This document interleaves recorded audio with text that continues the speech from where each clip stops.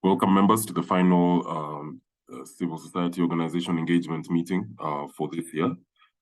It's been a great year. We're happy to have you here with us as always.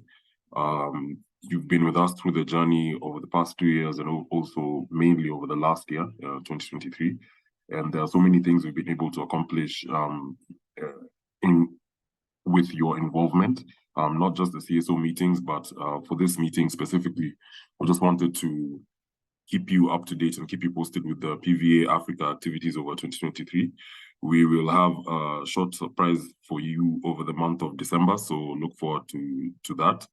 We'll be appreciating some of you and each of you in a special way, especially those who have presented for us and to members throughout the year, and have stood in solidarity with all the projects that we're doing and all the healthcare projects, as well as the let me just admit people to the room. So overall the activities and all the stands that we've taken throughout the year, you've been with us, you've stood in support of what we've been doing. We've been engaging some of the members as well in some of these activities, and we'd just like to take this chance just to be accountable as PVA Africa and let you know how the year has looked like on our behalf. If you feel like there's something you'd like to share, feel free to note it down and take us through it at the end of the presentation. We'll divide the presentation into 3 segments, or rather 4 segments. There's the PVA Global bit, which I will take you through. There's the membership bit, which Takuzo will take you through. There's coordination and advocacy, which I will take up again. And then there's sub-granting, which Barak will take you through. So just welcome, feel free, note down any questions or concerns you may have towards the end, and we'll have an enriching discussion. We're hoping this can also be a learning point for both of us as a PVA Secretariat and as our community who has supported us through this whole time, just so that we can learn from each other in terms of best practices, in terms of motivations, in terms of avenues that we could pursue as well. We're open to all of those as we share this end of the year moment. So allow me to share my screen so that we can just begin. With me are my 2 colleagues, Takuzwa, who's the support lead for PVA Africa, as well as Barak Owino, who, among other aspects and responsibilities, is also the sub-granting lead for PVA Africa. They will introduce themselves as they take themselves to the specific segments of the presentation. So let me share my screen now.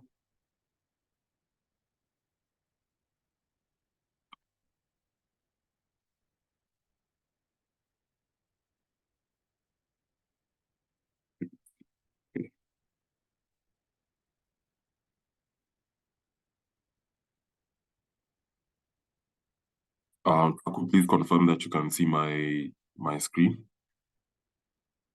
Yes, I can see your screen, Martin. Okay, thank you. Right, so this will be kind of a short introduction into who the People's Vaccine Alliance is in general, the entire global body, as well as People's Vaccine Alliance Africa specifically, since this is the region in which we operate. But first, to provide some context, we'll start with PVA Global. Yes. So PVA Global was began on the back of a lot of pandemic inequality and a lot of vaccine injustice. I'm sure you all remember in the beginning when Africans were jostling to get some of the vaccines, tests, and treatments after the pandemic began. It was difficult for African governments to secure some vaccines, tests, and treatments because a lot of the global north countries were hoarding. I remember a peculiar case where even the San Francisco Zoo had already started vaccinating some of their exhibit animals before the first shipment had even arrived in Africa. So those were some of the cases that prompted the People's Vaccine Alliance to begin. And when it began, we had Canada almost taking 2 times the number of vaccines, tests, and treatments as opposed to their population. So many people were scared, and the countries that had the power to produce and manufacture the vaccines were the ones who were securing them for their own use and their population's use, and then neglecting African populations, where it seemed like initially the pandemic was going to hit the hardest. So the reason for the People's Vaccine Alliance, which kind of assembled Nobel laureates, presidents of different countries, as well as former heads of state, different CSOs and activists, and everyone who was working within the health space to advocate for vaccine equity. The reason why it began was, first of all, there was a lot of hoarding of knowledge and intellectual property relating to vaccine manufacture and production. There was a call to scale up sustainable investment in public healthcare systems, especially in the global south, which is a challenge that we've had in Africa for a long time. And the main call was that there needed to be a vaccine available free of charge for everyone, which that was the initial mandate of where the People's Vaccine Alliance came, because as you could tell, there were Pfizer billionaires, Moderna billionaires, J&J billionaires as well, and they were, as the Health Justice Initiative project, where they took the South African government to court, showed that many African countries were being overcharged for purchase of some of these vaccines. And when you're overcharging someone who was already having a difficulty within the healthcare systems, there's a lot of injustice there, there's a lot of inequity, there's kind of a sense that some people seem to be better than others, and that was the basis behind which PVA Global began. The PVA Global governance structure has two co-chairs, and one of them is our own Winnie Byanyima, head of UNAIDS, and then there's Mark Lawson as well. Those are the two co-chairs of the PVA Global team. And then within this team, there were different working groups. There was a campaigns and media working group. Initially, there was a stories working group as well, but this was later on joined into the campaign group. There's the influentials group, and the influentials group is basically the group in charge of securing influential people around the continent to write opinion articles related to vaccine inequity, ensure that they can arrange and attend conferences in which PVA will be either leading or participating in. Then we also have the policy and advocacy group, which was basically in charge of going through a lot of the policy documents that were shared by either WHO or other main bodies related to healthcare and public health. So what the policy and advocacy group do, at the moment, they're working on the pandemic treaty. So their work is to literally go through these documents to ensure that there's equal representation of African and global South on a larger scale health needs within these documents. And if there is none, then they go ahead and develop recommendations that they can front to these international bodies just to address the issue of inequality. And so usually it starts with the policy group evaluating these documents. And then if there's a need for any kind of campaign or anything of that sort, then it goes to the campaigns and media group, who then develop some messaging around it. And then the influentials group is to look for who is the best mouthpiece for this information to come out, just in a short summary. The PVA Global is divided into 3 regions, since the focus was mainly on the global south. There's PVA Africa, PVA Asia, and PVA Latin America and the Caribbean. PVA Africa has steering group representation from 4 regions rather than the 5. We were unable to secure the North Africa membership for now, but that is something we've been working on as well.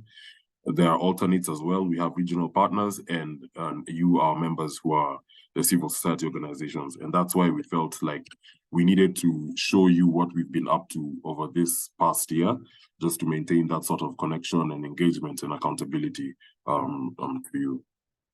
Yeah, so the current priorities are never again in terms of pandemic preparedness, prevention, and response. Fix the rules in terms of sharing the knowledge and intellectual property that is required to ensure that Africans and the global south do not miss out on vaccines simply because the manufacturing and production plants are based in the global north. How can we then share that information so that we may be able to establish our own vaccine manufacturing and production capacity? Public health before profit, which is basically ensuring that before you think about making money from this, the first question should be, has the vaccine or necessary tests and treatments gotten to who it needs to get to, right? Has it gotten to the global south? What percentage has been vaccinated before we start thinking about profit? You know, those are some of the priorities that we share with the PVA global team.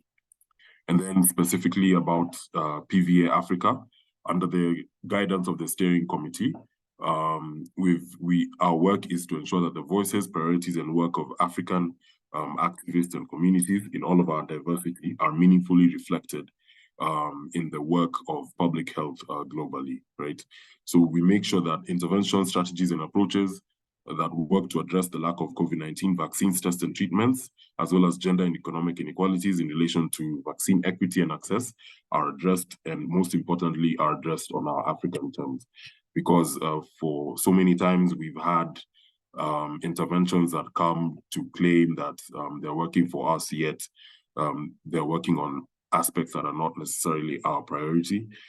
As Africans who live on the continent and who are aware of the context in which we reside, it is very important that we lead these conversations, and that is the priority of PVA Africa. Our vision is that PVA Africa envisions a continent where the health justice of diverse, intentionally marginalized and indigenous African communities, as the rightful custodians of our land and heritage, contributes to our realization of dignity, prosperity, and happiness. And there's a lot there that qualifies what our values are and who our focus is on. The PVA Africa Governance Group, I'll just take you through this quickly. Our PVA chair is Tian Johnson, who's also the lead strategist of the African Alliance. And then we have Rose, who's the executive director of SAFAIDS and represents the Southern Africa region. We have Florita from Nigeria, who is the executive director of the new HIV Vaccine and Microbicide Advocacy Society, and she's also a professional nurse. And then we have Onesimus Kalama, who until recently was the interim executive director of the East Africa National Network of AIDS and Health Service Organizations, and Sandrine, who's our vice chair, who is the executive director of Sofepadi based in DRC. So those are our principal members, and then we have the alternate steering committee members. We have Yuba Darif, we have David Awusi, who is present in the call. Thanks a lot, David. And then we have Tampose, who is also present on the call. I presume if I am right in TM, that is you. It's good to have you here. Thank you for making time for this. Our PVA Africa Secretariat, I'm the coordinator for PVA Africa, Marty. And then we have Takuzwa, who's the support lead for PVA, and Barak, who is the sub-granting lead. And our researcher, Lois, who was not able to make it to the call. She's the one who handles all our research activity at the moment. Current PVA Africa core work. Our core work it spans 4 directions, right? We have the advocacy bit, we have the sub-granting focus, which Barak will take you through. We have the membership side, which is where the CSO engagement comes in. And then we have a lot of the research side, because we disseminate a lot of research information, which we break down into infographics, opinion articles, videos and films, and those kinds of things. And that is how we approach our work as PVA Africa. So before I let Takuzwa proceed, that was just laying the foundation of now getting into what our work for this year actually has been. Just in case there's anyone who needs some clarification or needs to understand something a bit better or has any questions, feel free to jump in at this point, or else we can proceed with Takuzwa's membership presentation.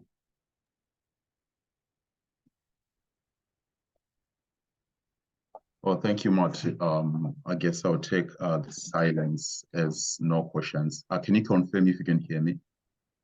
Yes, Takuzo, we can hear you. Oh, thank you, Marty. So I will take you through the membership section. Marty, I think there's something that has happened with your slides. I can't see them.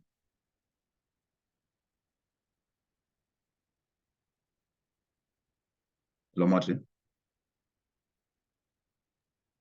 Sorry, Takuzo. I know something just happened with the slides. Let me. Okay, sure, it's fine.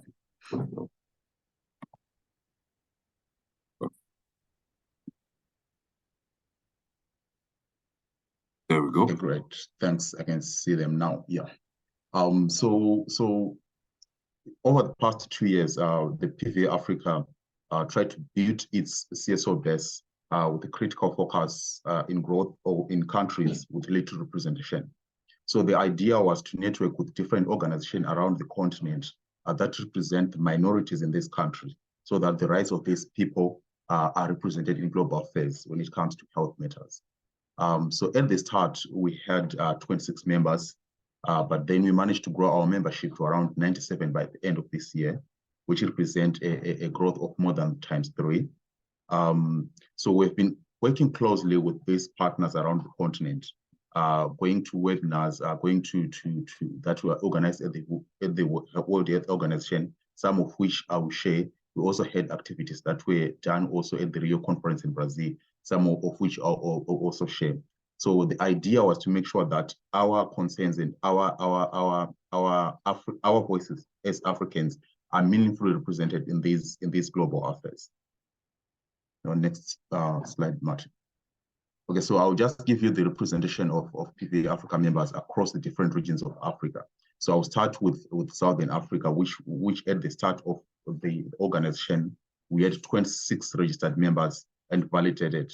And most of our members, we saw that they were mostly from countries such as Zimbabwe, South Africa, Botswana. So this represents a growth of over 42% from last year, because last year we had 26 members, and currently now we have 37 validated members. So the majority of these members that we have in Southern Africa, we saw that they mostly work in community mobilization, in HIV, and in public health. Next slide, Mark. So we also have partners that we also work with in East Africa. So the idea is to have partners in each region of Africa.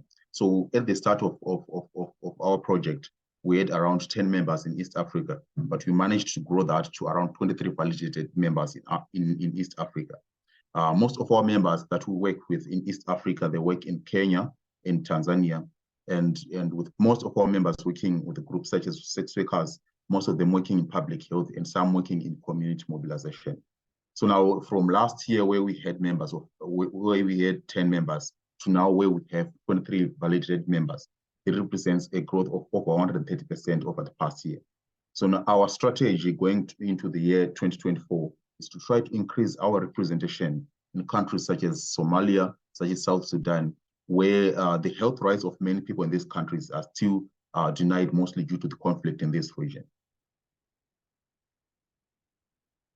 So we also have partners that we also work with in North Africa. At the start of this project, we had no representation in North Africa, but I'm happy to say that now we have some members that we work closely with in North Africa. Though our representation is still low, as we'd like to see, at least now we have some members that we are currently working with. I think one of the members also presented last month or the month before last month, who is called Yoba. We are still engaging with some of our members in this region to try to increase our footprint in North Africa. So the aim is to have a strong network of partners in this region who also share our vision and mission, and who can help us to represent the voices of all Africans on the global stage. We also have members that we work with also in Central Africa. Currently, we have 17 validated members in Central Africa, with most of our members focusing on public health and research. So at the start of the year, we had around 2 members in the region. So now we have 17 members, which represents an increase of around 8-fold since last year. with Cameroon being the most represented country in the region, followed by DRC. So our membership strategy for 2024 is to try to increase our network in Portuguese-speaking countries such as Equatorial Guinea and Cape Verde. So when we did our analysis of our membership, we saw that we don't have a strong representation in these countries. And as an organization that tries to represent the voices of Africans, irrespective of the countries that they come from, we try to make sure that we have representation in all these countries. So going into 2024, our strategy is to make sure that we have representation in these Portuguese-speaking countries. We also have members that we also work with in West Africa. Currently, we have 17 validated members in West Africa, with most of our members focusing on public health, research, and sex workers. So we had something like around 5 members at the start of the project. Now we have 17 validated members, which is an increase of around 300%. And the majority of our members in this region come from countries like Nigeria, such as Ghana.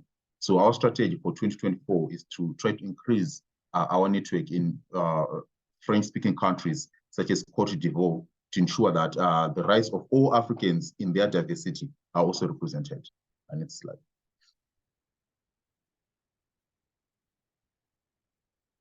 You may go to the next slide, Martin. Thank you. So we also did an analysis to find the sectors that are represented within our network or by our members, to ensure that there are no sectors that are not represented.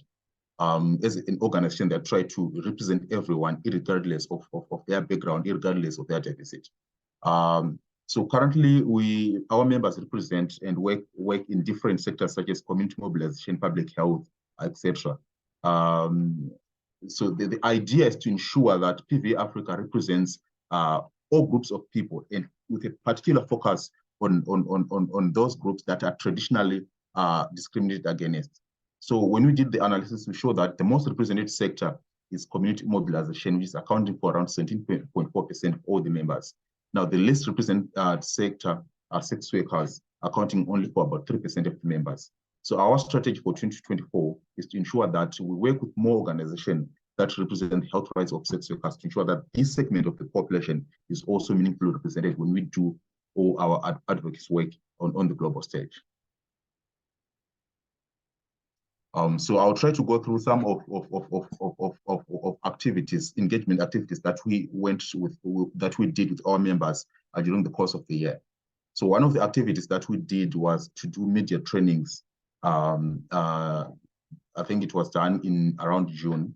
So PV Africa coordination team worked with Paula Frey Intermediate, organized media training activities for PV Africa members.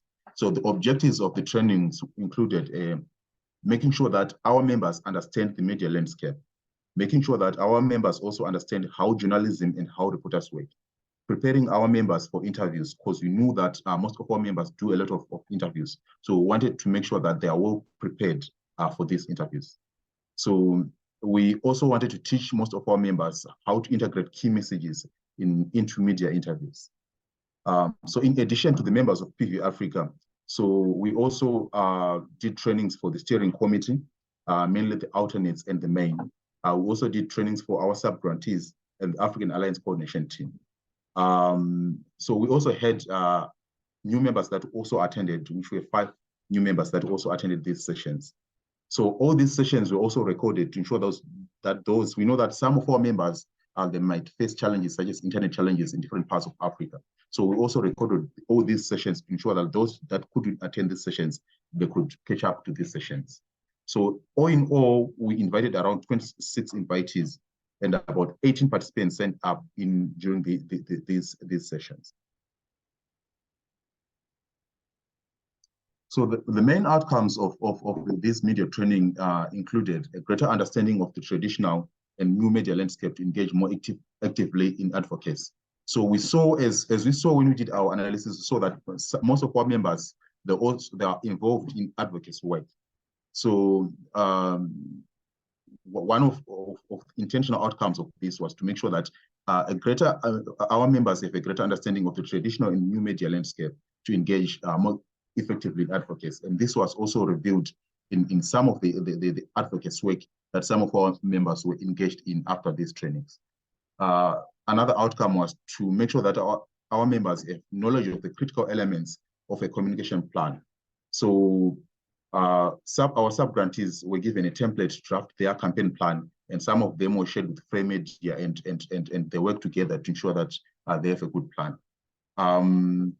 So those are the main outcomes that came from the media training. Next slide, Martin. So we also sponsored one of our members called Lama. She's from Egypt, to represent PVA Africa at the Rio Health and Climate Conference that was held in Brazil around April.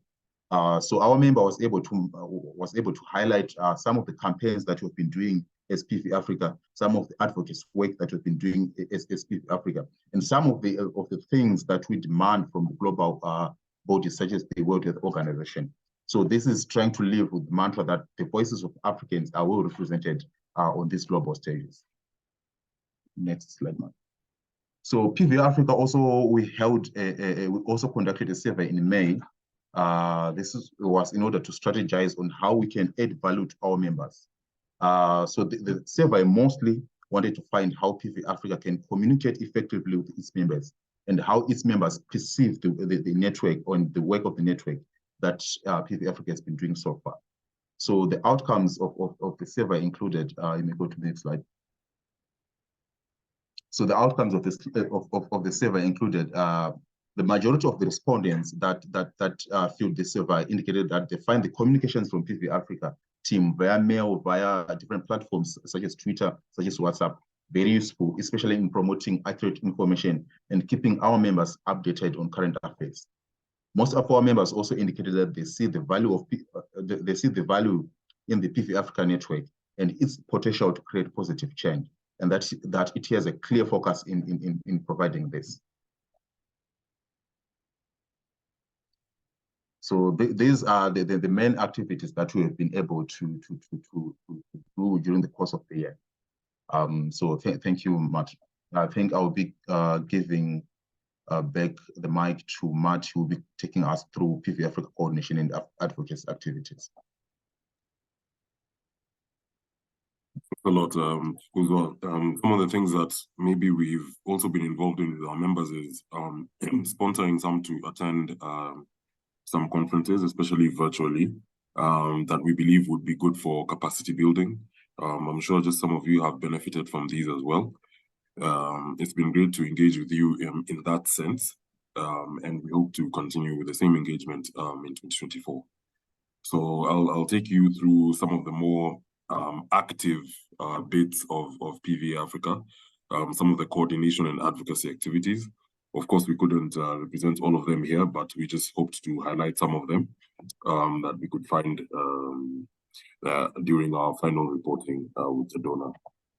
So the first bit has been a lot of digital advocacy. We've been involved in a lot of online advocacy, especially calling out big pharmaceutical companies on some of their practices during their annual general meetings. We did that for Pfizer and Moderna this year.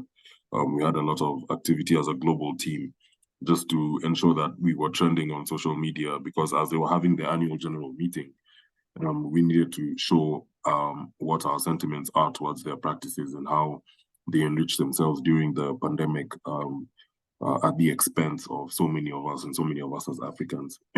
Some of them also included standing in solidarity with the Health Justice Initiative. The PVA Global team, as well as the PVA Africa team, supported the Health Justice Initiative, not only in terms of digital advocacy, but also in terms of the global team also just being part of the planning of how they were going to go about the court case with the South African Ministry of Health. As we know, that turned out to be a success, and they ended up launching a compendium of their experiences during the COVID-19 pandemic. They got the South African government to release a lot of the health contracts and agreements and negotiation minutes during the pandemic with the big pharmaceutical companies. And from that, it emerged that several African countries were actually being overcharged for the vaccines compared to what some of the global north countries were paying. This was very crucial information, and if you read their compendium, it divulges a lot more information on this. So we've had a lot of digital advocacy during the year, also supporting Purple Innovation, our Malawian partners, when they were releasing their corruption investigative journalism stories about mismanagement of funds in Malawi, which Barack will talk a bit more about. We were able to amplify those on our social media as well as in the global team's social media, just to share that there's a lot of work when it goes into pandemic preparedness, prevention, and response that our own African governments need to do in terms of their structures and in terms of greed.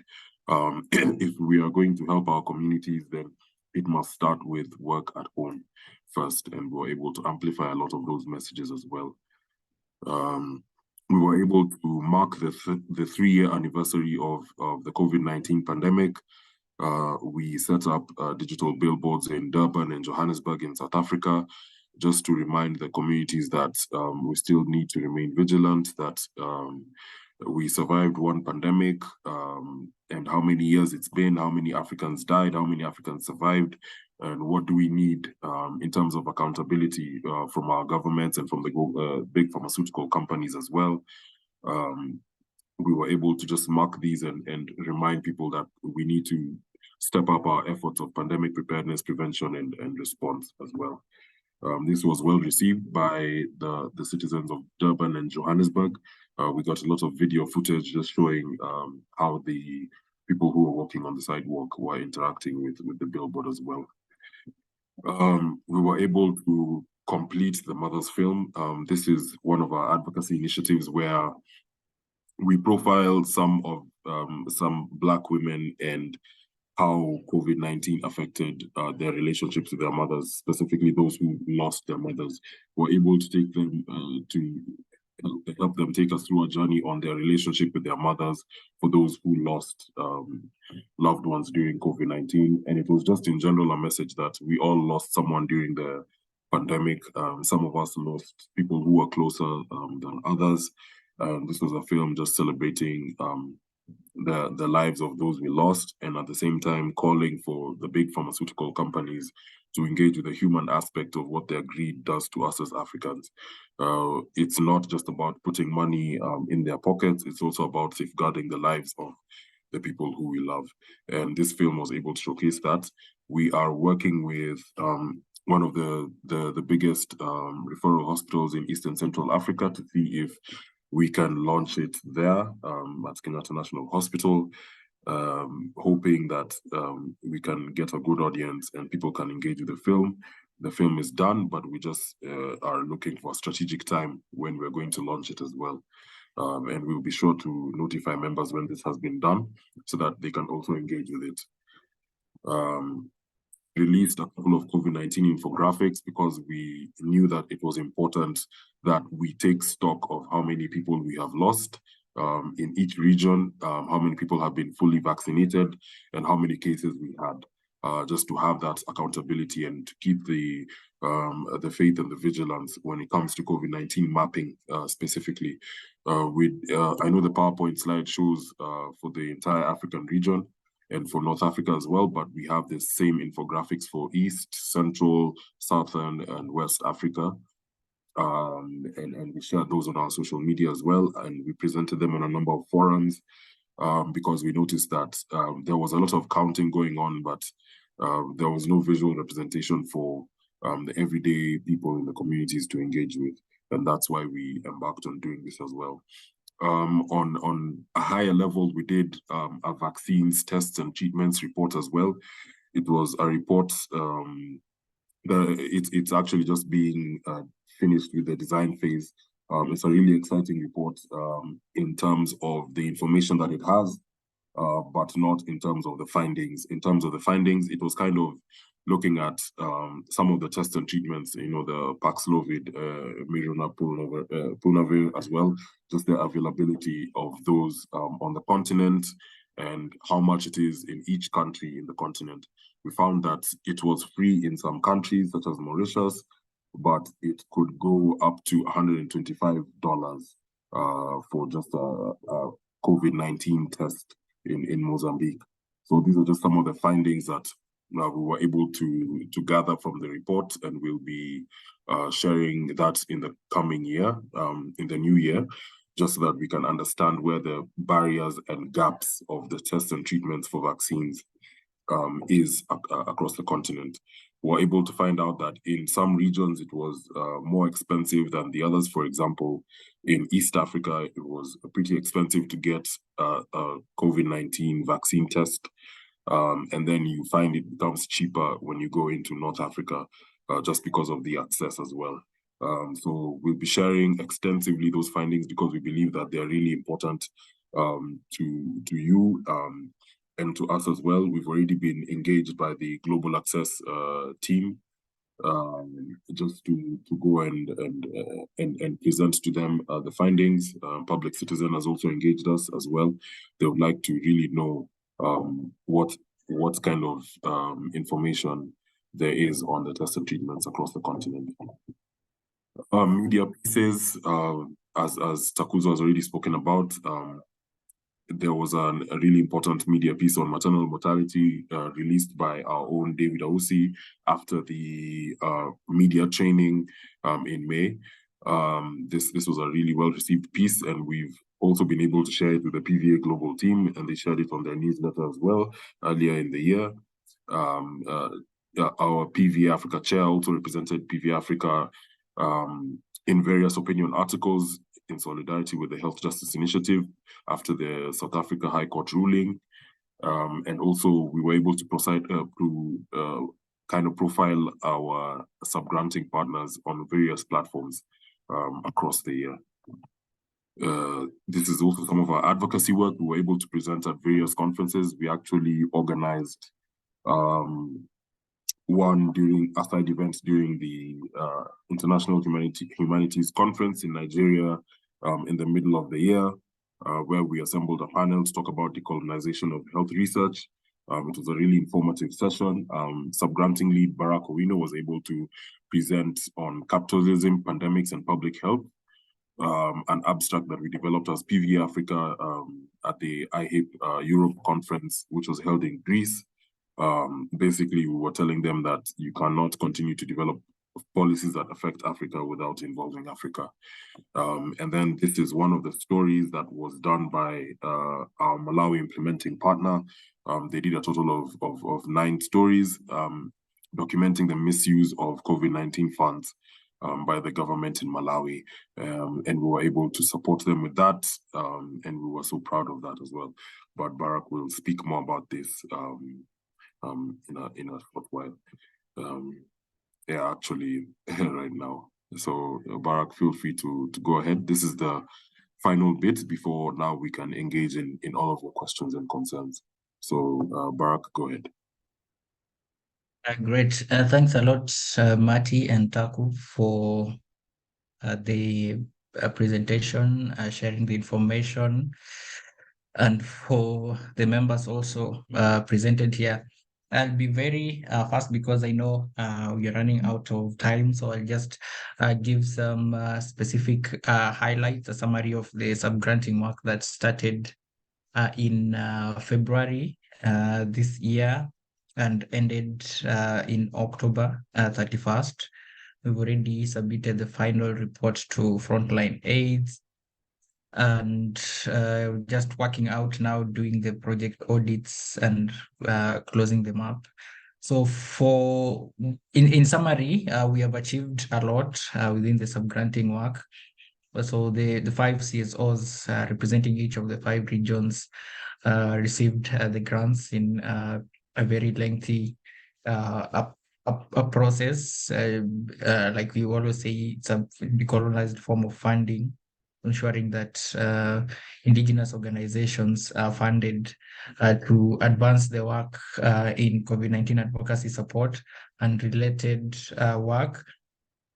And then 10 journalists were trained in investigative journalism by Purple Innovation in Malawi, which is commendable. Out of these 10 stories on COVID-19 funds related investigations were published. So they were actually trained on how to conduct the investigations, how to write the stories.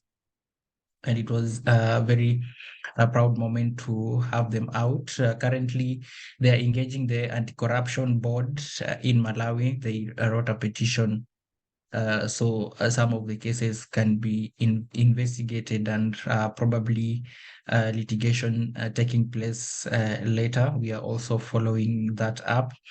And then we had 20 East Africa champions trained on pandemic preparedness and response. This took place in Rwanda, supported by ENASO. So these champions are engaged on a day-to-day basis in their respective countries in supporting pandemic preparedness and response, and also just the general public health interventions that are needed in the different health systems. And then we had 9 rural healthcare workers trained on storytelling for vaccine equity. This was done in Uganda. The project, which was initially started by Remy East Africa, and they did not manage to finish.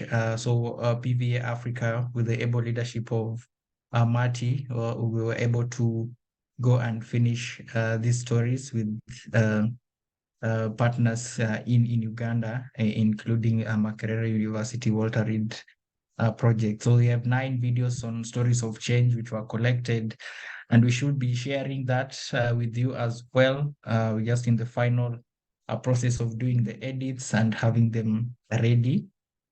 And then within North Africa, we had 3 national experts consultations held in Egypt, Tunisia, and Morocco. So this one is basically players in the global and regional health space, from WHO, the World Bank, Ministry of Health, and the line governments in these respective countries. Other CSOs also represented, looking at the status, the impact of COVID-19 on health systems in North Africa, which was supported by our partner Egyptian Initiative for Personal Rights. So there are already 3 studies. It was supposed to be a comparative study in the North and Southern Africa, but because of some funds cut that we experienced, we only managed to maintain at the North Africa. Currently, all this is done, so we are just waiting to do a dissemination workshop later in mid-December in Egypt.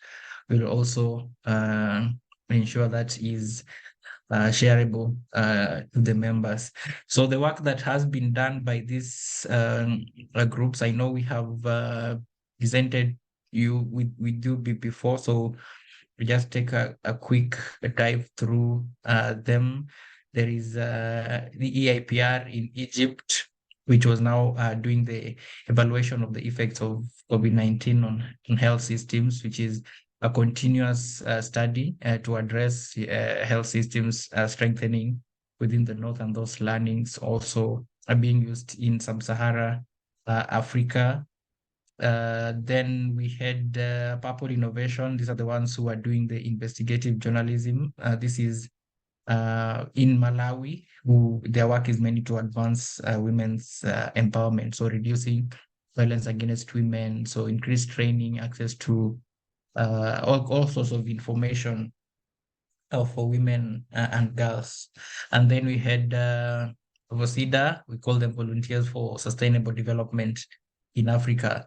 So these ones mainly were engaged in holding community dialogues and community engagement and conversations in terms of COVID-19. At the same time, bringing in stakeholders to have different discussions on radio about the different scenarios. So they were just running through an election. So there was that bit of politics again in terms of health system, but their work mainly is to reduce poverty and increase economic opportunities in Liberia.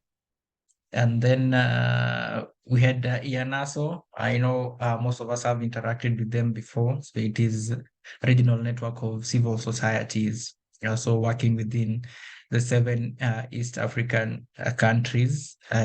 Somalia just recently also joined, so it also adds to it. So Somalia and DRC.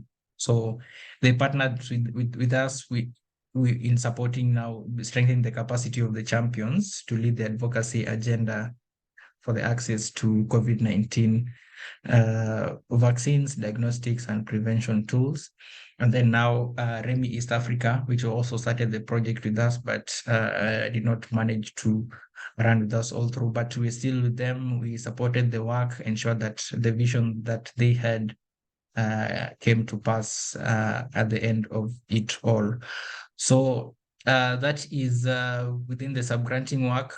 We are looking forward to getting more funds so we can continue this work supporting indigenous organizations, not only in COVID-19, but in the different aspects of global health, regional health that each of the organizations are doing. And we'll make sure that we always prioritize our members in the next call for proposal funds. We secure those funds to ensure we reap the maximum benefits out of it. So watch this space. Within the coming year, we should be having some probable good news for us to continue this work in public health emergencies. Thank you, Marty. Over to you. Thank you so much, Barak and Takuza, for taking us through what we've been able to do as PVA Africa over the past year.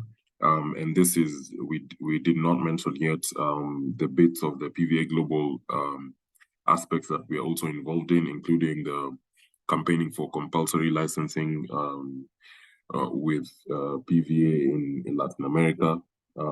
There's also the efforts within the intergovernmental negotiation body, which is working on the pandemic treaty. There's doing a lot of advocacy around that. We're actually supposed to have a meeting to take members through what the pandemic accord is, what articles are within it, what we should be concerned about, as well as the constituents of the members of the Africa and equity groups within this body. But we've been doing a lot of work around that, and that's what we'll open the year with next year. There's also been the open letter to the G7 during the G7 meeting. Then we've also had an open letter to the AU alongside some of our Africa influentials as well, just to give a snippet of some of the global activities that we've also been involved in. Just to be clear, the project for PVA Africa ended on October 31st, and we submitted the report to Frontline Aids, who will then submit to our back donors. We submitted that on November 22nd. Just a report detailing all the work that we've been able to do over the past 2 years as the funding period came to an end. At the moment, we are still fundraising as well. We have a strategy that we need to implement, and so we are well on track to do that. And all this has been done with your support and with your input, and we thank you so much for it over the past year. I don't know if anyone has any questions or anything they would like to say.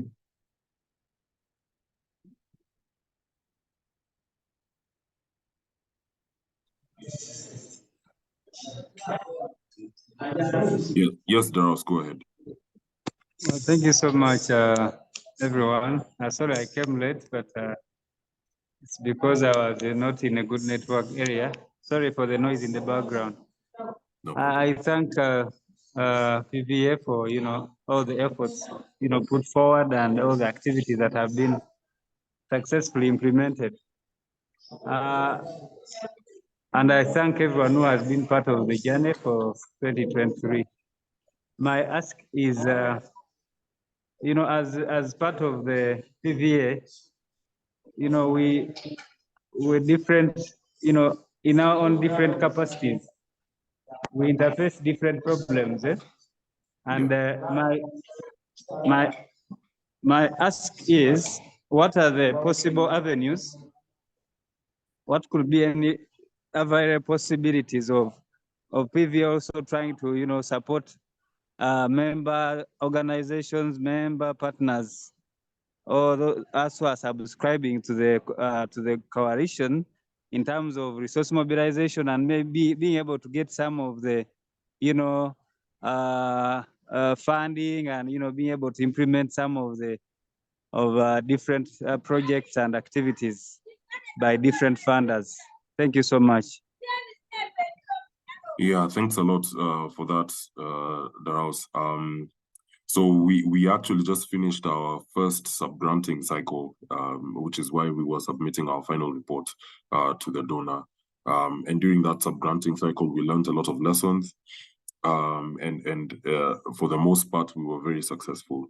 We are now ourselves on a fundraising period. And once we acquire the funds, we will have a second sub-granting cycle, which will be open to all members as you've been with us throughout this time. We will share information on when and how to apply, and then find out how to proceed from there. I know some of the funding opportunities that we get, we also forward to you as our members. I know we've shared with David a few opportunities as well. And once we understand that that's the direction that you would like to take, then we do not stop sharing the funding opportunities as well. So yes, we're looking forward to our second sub-granting cycle, and we hope that we can get as many of your applications as we can. As you've seen, we've just finished with our first 5, and they were very successful. They have really good things to say, and we're happy about that. Go ahead, Lillian. Hope I've answered your question, Daraus. Yeah, you've answered it. Thank you so much. Thanks. We'll have Lillian, then David. Yes, I would like to proceed. Yeah, go ahead. I'll take this opportunity to thank you for the media training. It was an awesome training. I remember going through it and learning a lot, which I have used, and it has been useful to me. The other thing is, I know you're beginning how to put together fundraising sessions and all that. I have a suggestion that we put the element of the mental health into the fundraising, so that you see how the issues of vaccine and mental health relate to each other, because there is a relationship. And if there was need for technical support, I would be available to support for that, so that you can be able to link mental health to access to vaccine, to mobilization and all that. I appreciate. Thank you very much. Thank you, Lillian, for that input. That is something that falls within the wider scope of our strategy and is definitely part of what we're working on. Once we get to that phase, we'll definitely be reaching out to you to see how we can proceed. Thank you. Thanks. Go ahead, David.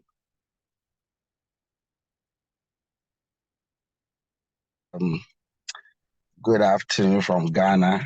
My apologies, I dropped out from the call. I struggled to get back, but I think it was network. So finally, I'm happy. Fortunately, I missed the later part of it, but it's been a great engagement so far.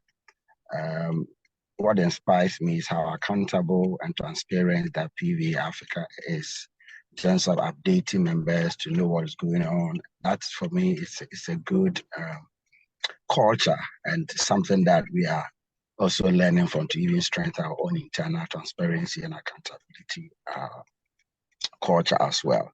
And then secondly, joining the PVA Africa not long ago, but the impact has been great, especially the media training and the back and forth we did, and the great successes that we achieved, getting the opinion column published and almost going viral in Ghana and getting some response from the government and the healthcare system was something that we really want to appreciate PVA Africa for. Just 2 quick things. In support of the last speaker, we definitely, resource mobilization and fundraising is definitely a challenge for us, especially those organizations in West Africa, particularly in Ghana, because our government went to make a statement that Ghana, he has an agenda of Ghana beyond aid. So most of the donor communities moved out of Ghana, and particularly West Africa is really underfunded, and most organizations focus on East Africa and other areas. So having capacity building session for members on fundraising and resource mobilization 2024 will really help us refresh our skills to be able to expand our fundraising base. And also, we were able to integrate some of the outcome from the opinion column on the healthcare system into our project, and we achieved great success, which we will share some update with PVA Africa at the year end. Currently, the project that we integrated ends in tomorrow, so we are really at a critical point of really exploring other resources to actually continue that great intervention and even deepen our impact. On the whole, it's been a new member. I think I joined just this year, early this year. It's been quite a very fruitful journey, and I wish all the team well for the great work that you're doing. Thank you. Thank you so much, David, for your tireless engagement with us. We really appreciate it as well. You've been very, very active in the PVA Africa team, and we will definitely appreciate that towards the end of the year. I think we've taken note of the capacity building on fundraising for CSOs. We'll see what we can do about that. And then we'll definitely engage you just the same way that we did the media training, because we noticed there was a need for media engagement with CEOs training. It's the same way now that you've raised this as a concern. We'll endeavor to see how we can get this done, and we'll reach out to you when the time is right for that to be done. Thanks a lot, David. Sorry, I forgot to say that it's our 5th anniversary. So thank you, Marty, and those who reach out to us. You try until 5 years old. You can see my cap and all that. You are still in the celebration mode. All of you are invited for further engagement. Thank you. Thank you, and congratulations. Happy 5 years of Yori.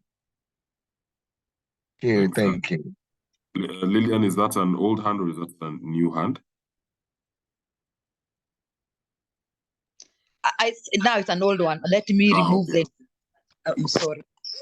No problem, thanks. I can see Emmanuel and Andrew are joining just when we are closing off the session. But not to worry, recording of the session will be available on YouTube, and we'll also share, there's also a meeting report that usually accompanies that. If you'd like to find this, you can go onto our website. It's at the African Alliance, and you just go to the PV Africa page. You'll find our previous session recordings right there. Barak, I can see you raise your hand. Go ahead. Yes, sorry. Before we close, just like to let the members know that whenever you come across any call for proposal, concept notes, just reach out to us as part of the members. We can support in writing them up because we have a very resourceful team. I know so far we have submitted almost 4 or 5 proposals with other partners within the consortium, also looking at how we can support the members in terms of resource mobilization. So whenever you see any bit, I know we'll share the strategic, the PV Africa strategy. So any alignment with that you have, and then you come across, just let us know. We will work together in submitting and then collaborating in the project. I think that is one of the best ways we can support each other this coming year. Thanks, Marty.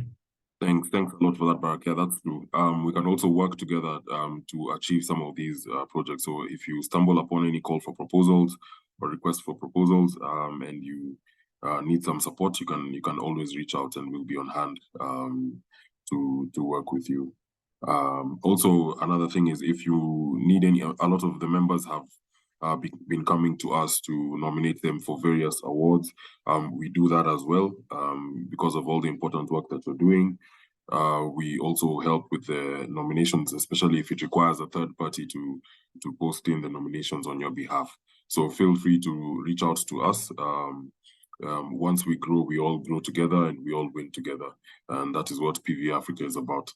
I think I'll close off on that note.